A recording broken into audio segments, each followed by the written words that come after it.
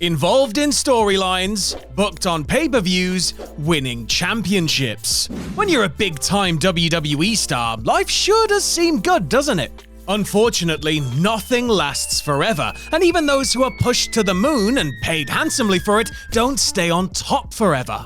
Because at a certain point, those that once flew high may well be asked to lay down a lot for other stars the company are trying to build. I'm Sam Driver from Cultaholic Wrestling, and these are 10 WWE wrestlers who went from stars to jobbers. Join us! Number 10, Matt Hardy. A former hardcore European Cruiserweight United States ECW and multi-time tag team champion, Matt Hardy had a tremendous first run in WWE. To be honest, Matt, alongside brother Jeff, essentially cemented themselves as bona fide legends due to the moments they made and the classic matches they were involved in that first time around.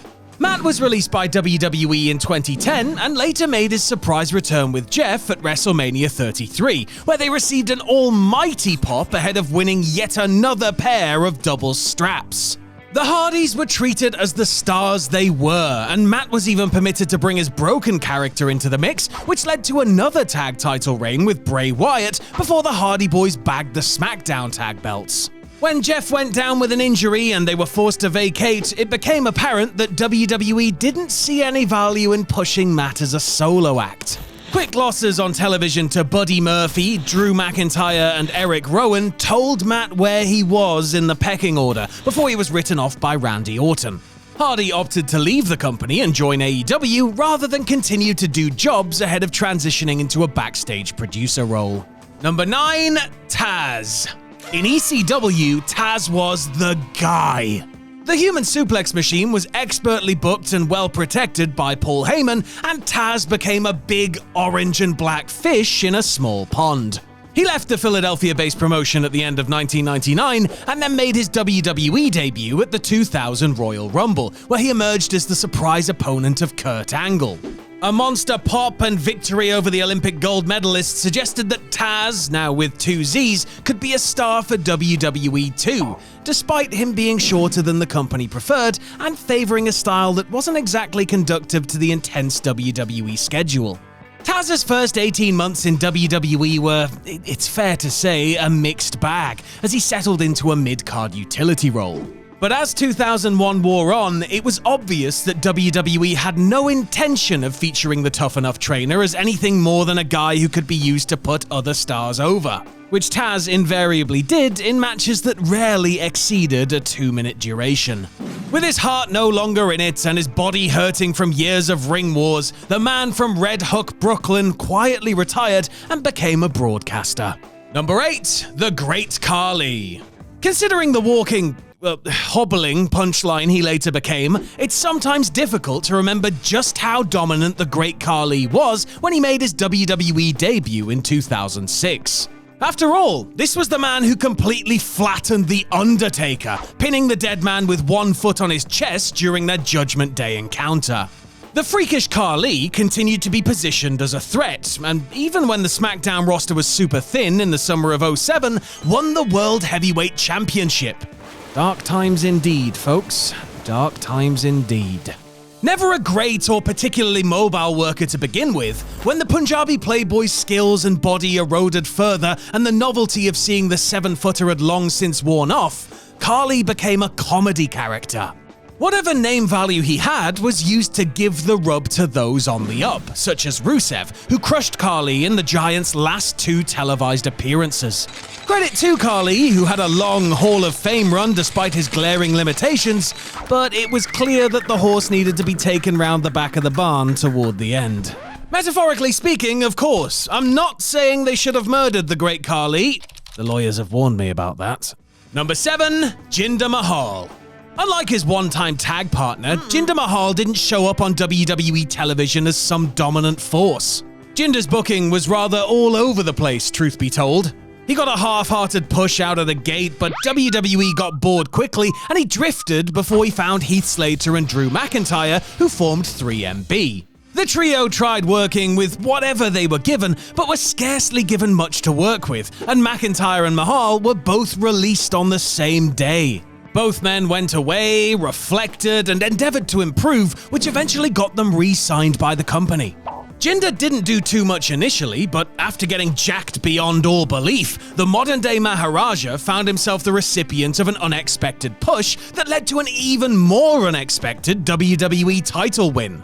Mahal held the title for a while, but once he lost it, the only way was down. For the last few years of his WWE career, Jinder was more often than not hindered, and if he appeared on television at all, he usually found himself staring at the ceiling. Number 6. Carlito. After his impending arrival was hyped up via weeks of introductory vignettes, Carlito Caribbean Cool made a statement by beating John Cena to win the United States title in his televised debut match. An early injury halted his momentum, but WWE clearly saw big things in the second-generation star's future, as evidenced by having him get involved in Piper's Pit with Steve Austin at WrestleMania 21 before he was given his own Carlito's Cabana segment. He won the Intercontinental title in his Raw debut and would later hold the tag straps with Primo. But Carlito never truly threatened to break through the glass ceiling amid reports that management were unhappy with his motivation, attitude, and effort. Carlito himself was consistently unhappy with his lot, including toward the end of his first WWE run, where he primarily wrestled on superstars, and if he did get booked for Raw, it was inevitably to do a favor for someone the company had plans for. When Carlito returned for another run in 2023, his window to be a main player had long since shut, and he gladly took a spot as a member of the Judgment Day. Number 5. Val Venis. Having completely undone any goodwill he might have had with fans after becoming one of those nutters that you read about, it's not like anyone's chomping at the bit to sing the praises of Val Venis these days. But sometimes you have to give credit where credit is due, and we have to admit that the Big Valboski was a big star during the Attitude Era. And really, it was only during the Attitude Era that the adult entertainer could have been a big star due to the controversial nature of his gimmick. Venis was consistently featured in storylines and had runs with the Intercontinental and European titles. Even when outside forces resulted in WWE toning down or otherwise canning the gimmick entirely, Val had a spot and was pushed as both a member of the Right to Censor and in a title-holding team with Lance Storm. But at some point, whether it was due to injuries or lack of interest from the creative team, Venis became a hell of a hand and eventually a veteran who had enough of a rep that it meant something when he was squashed. Couldn't happen to a nicer guy. Number 4. Scott Steiner. Much was made of WWE signing Scott Steiner in late 2002. Big Papa Pump had been one of the rare highlights during the dying days of WCW, his hair-trigger temper and penchant to go off script adding an air of genuine unpredictability to programming. Immediately thrown into the main event mix, Steiner was programmed with World Heavyweight Champion Triple H and clashed with the game at back-to-back pay-per-views. Unfortunately, the genetic freak and cerebral assassin had two absolute stinkers, with the blame pinned squarely on Scott's massive shoulders, because heaven forbid Helmsley be culpable for something that went tits up. Truth is, Steiner had been far from 100% physically and was struggling with various debilitating injuries, including drop foot syndrome. WWE attempted to salvage things since they were paying the big bad booty daddy big bad booty money, and he spent most of 03 teaming, feuding, and then teaming again with Test. Toward the end of his stay, decision makers evidently didn't think there was anything left in the former WCW champion's tank, and his main function was to put other people over until WWE decided to let him sit out the rest of his contract. Number 3. Jack Swagger. Amateur standout Jack Swagger's WWE career was one of steady progression, at least initially.